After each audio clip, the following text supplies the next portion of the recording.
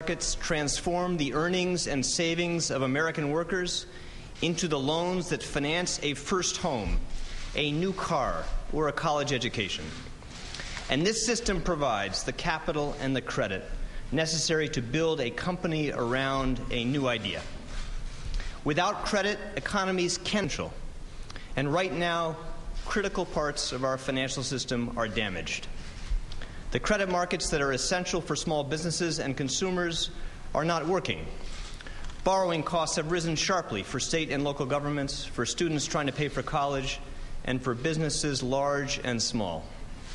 Many banks are reducing lending, and across the country they are tightening the terms of loans. Last Friday we learned that the economy had lost 3 million jobs last year and an additional 600,000 jobs just last month. As demand falls and credit tightens, businesses around the world are cutting back the investments that are essential to future growth. Trade among nations is contracting sharply as finance dries up. Home prices are still falling as foreclosures rise, and even credit-worthy borrowers are finding it harder to finance the purchase of a new home or to refinance their existing mortgage. Instead of catalyzing recovery, the financial system is working against recovery. At the same time, the recession is putting greater pressure on banks. This is a dangerous dynamic, and we need to arrest it. It's essential that every American understand that the battle for economic recovery must be fought on two fronts. We have to jumpstart job creation and private investment, and we must get credit flowing again to businesses and to families. Without a powerful Economic Recovery Act, too many Americans will lose their jobs, and too many businesses will fail. And unless we restore the flow of credit, the recession will be deeper and longer, causing even more damage to families and businesses across the country. Now today, as Congress moves to pass the Economic Recovery Plan that will help create jobs and lay a foundation for a stronger economic future, we are outlining a new financial stability plan. Our plan will help restart the flow of credit, it will help clean up and strengthen our banks, and it will provide critical aid for homeowners and for small businesses. And as we do each of these things, we will impose new, higher standards for transparency and accountability. I'm going to outline the key elements of this plan today, but before I do that, I want to say a bit about how we got here. The causes of this crisis are many and complex. They accumulated over a long period of time, and they will take time to resolve. Governments and central banks around the world pursued policies that, with the benefit of hindsight, caused a huge global boom in credit, pushed housing prices and financial markets to levels that defied gravity. Investors and banks took risks they did not understand. Individuals, businesses, and governments borrowed beyond their means. The rewards that went to financial executives departed from any realistic appreciation of risk. There were systematic failures in the checks and balances in our system by boards of directors, by credit rating agencies, and by government regulators.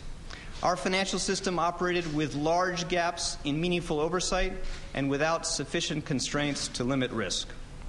Even institutions that were overseen by our complicated and overlapping system of multiple regulators put themselves in a position of extreme vulnerability. And these failures helped lay the foundation for the worst economic crisis in generations. And when the crisis began, governments were slow to act.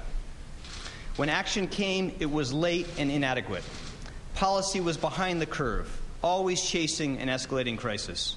And as the crisis intensified and more dramatic government action was required, the emergency actions that were meant to reassure, to provide confidence, too often added to public anxiety and to investor uncertainty. The dramatic failure or near failure of some of the world's largest financial institutions caused investors to pull back from taking risk. Last fall, as the crisis intensified, Congress acted quickly and courageously to give your government the emergency authority to help contain the damage. Your government used that authority to help pull the financial system back from the edge of catastrophic failure. And those actions were absolutely essential, but they were inadequate.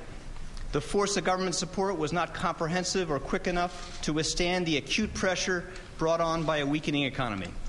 and the spectacle of huge amounts of taxpayer assistance provided to the same institutions that helped cause the crisis added to public distrust.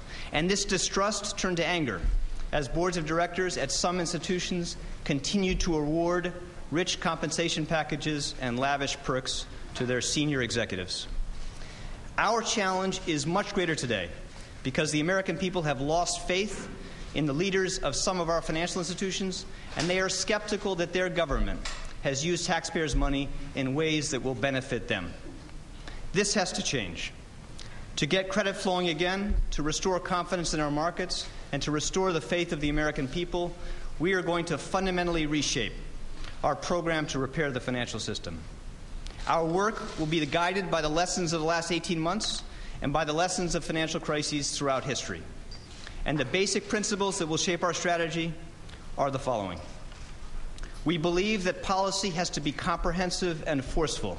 There is more risk and greater cost in gradualism than there is in aggressive action. We believe that action has to be sustained until recovery is firmly established.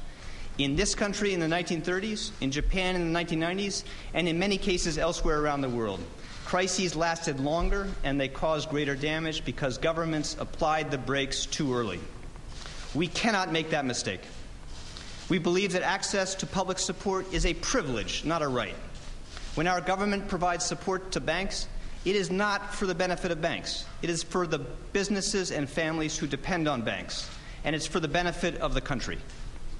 Government support has to come with strong conditions to protect the taxpayer and with transparency that allows the American people to see the impact of those investments. We believe that our policies must be designed to mobilize and leverage private capital, not to supplant or discourage private capital. When government investment is necessary, it should be replaced with private capital as soon as that is possible.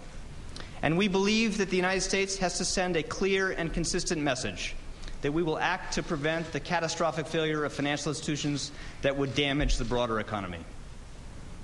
Guided by these principles, we will replace the current program with a new financial stability plan designed to stabilize and repair the financial system and to support the flow of credit that is necessary for recovery. This new financial stability plan will take a comprehensive approach. The Department of the Treasury, the Federal Reserve, the FDIC, and all the financial agencies in our country will bring the full force of the United States government to bear to strengthen our financial system so that we get the economy back on track. Now, these agencies each have different authorities, instruments, and responsibilities, but we are one government serving the American people, and we will work together as one. Now, here's what we will do. Our work begins with a new framework of oversight and governance on all aspects of our financial stability plan. The American people will be able to see where their tax dollars are going and the return on their government's investment. They will be able to see whether the conditions placed on banks are being met and enforced. They will be able to see whether boards of directors are being responsible with the taxpayer dollars and how they are compensating their executives. And they will be able to see how these actions are affecting the overall flow of lending and the cost of borrowing. These new requirements, which will be available on a new website, financialstability.gov, will give the American people the transparency they deserve. Now, these steps build on things we have already done. We have acted to ensure the integrity of the process that provides access to government support so that it is independent of influence from lobbyists and from politics. We've committed to provide the American people with the information on how their money is spent and under what conditions by posting these contracts on the Internet. And importantly, we've outlined some strong conditions on executive compensation. Now, under this framework, we are establishing 3 new programs to clean up and strengthen the nation's banks, to bring in private capital to restart lending, and to go around the banking system directly to the markets that consumers and businesses depend on. Let me describe each of these 3 steps. First, we're going to require banking institutions to go through a carefully designed, comprehensive stress test. This borrows the medical term. We want their balance sheets cleaner and stronger, and we're going to help this process by providing a new program of capital support for those institutions that need it. To do this, we're going to bring together the agencies with authority over our nation's banks and initiate a more consistent, realistic, forward-looking assessment about the exposures on bank balance sheets, and we're going to introduce new measures to improve disclosure. Those institutions that need additional capital will be able to access a new funding mechanism that uses capital from the Treasury as a bridge to private capital. The capital will come with conditions to help ensure that every dollar of taxpayer assistance is being used to generate a level of lending greater than what would have been possible in the absence of government support. And this assistance will come with terms that should encourage these institutions to replace public assistance with private capital as soon as that is possible. The Treasury's investments in these institutions will be placed in a new financial stability trust. Now, second, we will work together with the Federal Reserve, with the FDIC, and with the private sector to establish a public-private investment fund. And this program will provide government capital and government financing to help leverage private capital to help get private markets working again. This fund will be targeted to the legacy loans and assets that are now burdening many financial institutions. By providing the financing the private markets cannot now provide, this will help start a market for the real estate-related assets that are at the center of this financial crisis. Our objective is to use private capital and private asset managers to help provide a market mechanism for valuing these assets. Now, we're exploring a range of different structures, and we'll seek input from the public as we design this program. But we believe this program should ultimately provide up to $1 trillion in financing capacity, but we plan to start it on a scale of about $500 billion, and we will expand it based on what works. The third piece of this program. Working jointly with the Federal Reserve, we are prepared to commit up to $1 trillion to support consumer and business lending. This initiative will help kickstart the secondary lending markets to help bring down borrowing costs and to help get credit flowing again. In our financial system, roughly 40% of consumer lending has typically been made available because people buy loans, put them together, and sell them. And because this vital source of lending has frozen up, no financial recovery plan will be successful unless it helps restart the securitization markets for sound loans made to consumers and to businesses large and small. This program will be built on the Federal Reserve's term asset-backed securities loan facility that was announced last November, with capital from the Treasury and financing from the Federal Reserve.